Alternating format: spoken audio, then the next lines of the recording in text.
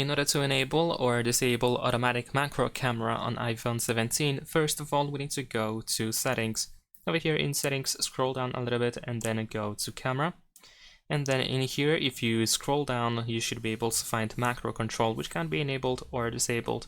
So when this option is disabled, then your phone or the camera app will automatically switch between the ultra wide angle camera and the main camera in order to decide to decide if you are taking macro photos or not. And if you want to have the option to manually turn on and off the macro mode, then of course we need to enable macro control.